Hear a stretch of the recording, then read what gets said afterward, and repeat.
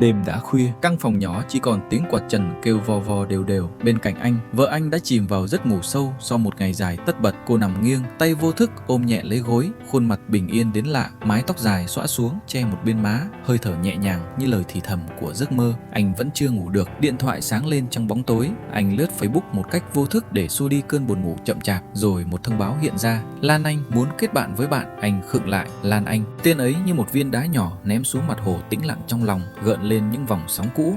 Anh nhấn chấp nhận. Chưa đầy một phút sau, tin nhắn đến: Anh còn nhớ em không? Bạn học cấp 3 ấy, em là Lan Anh, lớp 11A2. Anh nhìn dòng chữ, rồi nhìn sang ảnh đại diện. Cô ấy vẫn xinh, vẫn nụ cười sáng như ngày nào, chỉ khác là giờ đây có thêm chút chững chạc, chút son môi đỏ nhẹ. Ký ức ùa về, những buổi tan trường cùng đạp xe qua con đường đầy phượng vĩ, những lần cô lén đưa cho anh chai nước mát lạnh, ánh mắt long lanh mỗi khi anh trêu đùa. Rồi tin nhắn tiếp theo hiện lên: Em nghe nói anh đã có gia đình, em chỉ muốn chúc mừng thôi, nhưng thật lòng thì em vẫn chưa quên được anh. Anh im lặng một lúc lâu, ngón tay lướt nhẹ trên màn hình nhưng không trả lời. Anh quay sang nhìn vợ mình, cô đang ngủ say, khóe môi khẽ cong như đang mơ điều gì vui vẻ. Trên bàn đầu giường là cốc nước ấm cô pha sẵn cho anh mỗi tối, bên cạnh là cuốn sổ tay nhỏ xíu ghi những việc cần làm ngày mai: việc đưa con đi tiêm ngừa, việc sửa cái vòi nước nhỏ giọt, việc gọi điện hỏi thăm mẹ anh vào cuối tuần. Tất cả đều được cô ghi cẩn thận bằng nét chữ tròn trịa. Anh chợt nhớ những ngày đầu cưới nhau, vợ anh rời xa ngôi nhà đầy ắp tiếng cười ở quê,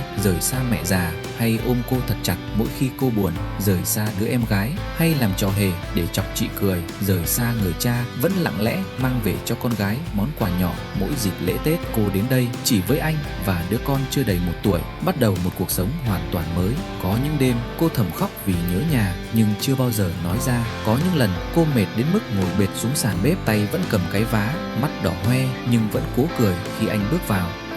Không sao đâu, tại em buồn cười cái nồi cháy thôi. Và anh biết trong căn nhà nhỏ này, niềm tin lớn nhất của cô chính là anh. Anh nhìn lại màn hình điện thoại, dòng tin nhắn của Lan Anh vẫn đang chờ. Anh hít một hơi thật sâu, rồi nhẹ nhàng bấm vào biểu tượng 3 chấm, chọn chặn. Không một lời giải thích, không một lời tạm biệt, chỉ đơn giản là chặn. Anh đặt điện thoại xuống, tắt nguồn luôn cho chắc, rồi anh nhẹ nhàng dịch người lại gần vợ hơn. Anh kéo chăn đắp kín cho cô, khẽ đặt tay lên lưng cô như mọi đêm. Hơi ấm từ người cô chuyển sang, dịu dàng và thân thuộc đến lạ. Anh thì thầm trong bóng tối, chỉ đủ để chính mình nghe thấy: Anh không phải thánh nhân, nhưng anh đã hứa với em trước bàn thờ gia tiên, trước cha mẹ hai bên, trước chính trái tim mình, anh sẽ giữ lời. Rồi anh nhắm mắt, tiếng quạt trần vẫn kêu đều đều. Bên tai anh là nhịp thở nhẹ nhàng của người phụ nữ đã chọn anh làm cả thế giới của cô. Đêm vẫn khuya nhưng lòng anh lần đầu tiên trong nhiều tháng lại thấy thật bình yên.